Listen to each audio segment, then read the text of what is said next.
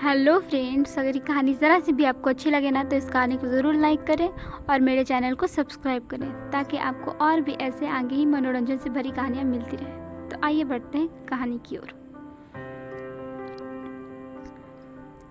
खामोशी से भरी वो तन्हा रात सर्द हवाओं के साथ चांदनी ओढ़े बैठी थी।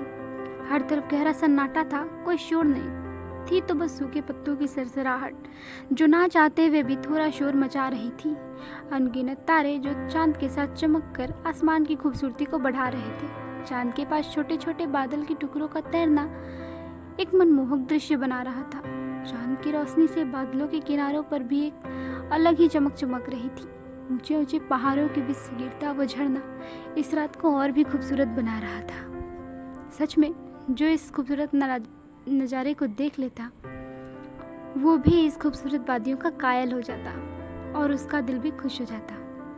लेकिन हर किसी के नसीब में खुशियाँ कहाँ लिखी होती है। ऐसे ही इस ठंडी रात में भी इब्राहिम और फातिमा के दिल ऐसे जल रहे थे जैसे किसी ने उसे जलते अंगारों पर रख दिया हो। वो दोनों एक दूसरे की यादों की तपिश में तप रहे थे, जल रहे थे, सुलग रहे थे। उनकी तन्हा हो चुकी सांसें टूटती जा रही थी, पल पल तरफ दिल की बढ़ती जा रही थी। उन्हें ऐसा लग रहा था मानो जैसे जिंदगी की डोर को तोड़कर मौत को गले लगा ले। एक दूसरे से जुदा होने का ख्याल उन्हें अंदर तक तोड़ चुका था। उन्हें इस वक्त में कोई होश नहीं था। वो दोनों पूरी दुनिया को भूल चुके थे। याद था तो एक दूसरे से की गई वो आखिरी मुलाकात, वो आखिरी शब्द जिसने उन दोनों की मोहब्बत की दुनिया को तबाह करके रख दिया था।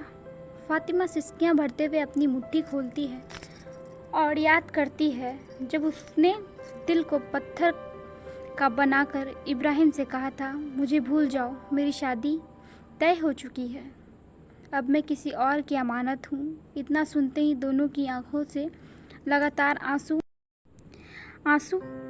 बहते रहे। कुछ देर तक दोनों एक दूसरे को देखते रहे, आंखों ही आंखों में एक दूसरे से सवाल करते रहे, लेकिन शायद इस सवाल का कोई जवाब ना था।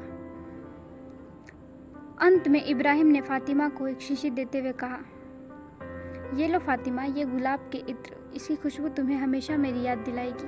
ये खुशबू तुम्हें जब आए तुम समझना मैं तुम्हें छूकर गुजरा हूँ। और फिर फातिमा ने रोते हुए अपनी मुट्ठी बंद कर ली। आखिर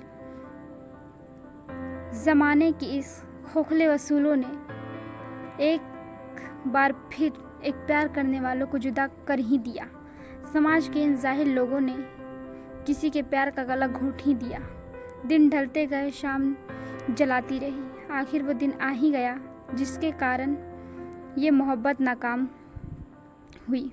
दुल्हन के जोरे में सजी फातिमा आज किसी अप्सरा से कम नहीं लग रही थी, मगर आंखों में गमों का सैलाब साफ नजर आ रहा था। तो वहीं दूसरी तरफ इब्राहिम से यह दर्द बर्दाश्त न हो सका और उसने खुद को फातिमा की याद में ख़त्म कर लिया।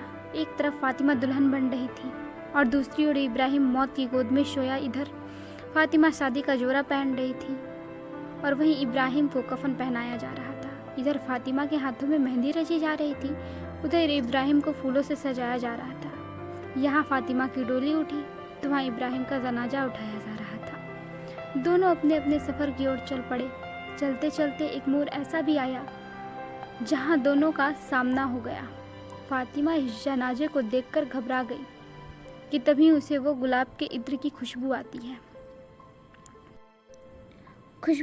है जो उसके प्यार की निशानी थी। वह डर कर अपनी मुट्ठी खोलती है तो देखती है इत्र की शीशी बंद है। वह जल्दी से बाहर झांकती है और डोली रुकवाकर भागती है। मन ही मन वह इब्राहिम की सलामती की दुआ मांगते जनाजे के पास पहुंच जाती है। मिन्नतें करने लगती है कि बस एक बार उसे उस शख्स का चेहरा दिखा दें। बहुत गिड़गिड़ाने के बाद लोग उसे चेहरा दिखाने के लिए मान जाते हैं। वो जैसे ही चेहरे से कफन हटाती है, उसकी आंखों से आंसुओं का सैलाब निकल पड़ता है। वो वहीं बैठ जाती है और इब्राहिम के सीने से अपने सर को लगाकर रोने लगती है। उसके रोने से सारे लोग भी रो पड़ते हैं। वो ऐसे ही रोते रोते कुछ देर में शांत हो जाती है। सब लोग सब लोग फातिमा को हटने के लिए कहते हैं पर वह नहीं हटती। कुछ लोग उसको पकड़ के हटाने की कोशिश करते हैं तो देखते हैं उसका पूरा शरीर लकड़ी के समान सख्त हो चुका है और वो अब इब्राहिम के साथ गहरी नींद में जा चुकी है, जहां उन दोनों को कोई जुदा नहीं कर सकता। फातिमा के हाथ से शीशी वहीं गिरकर टूट जाती है और चारों तरफ वो गुलाब के इत्र की महक फैलकर पूरी फिजा को महका देती है।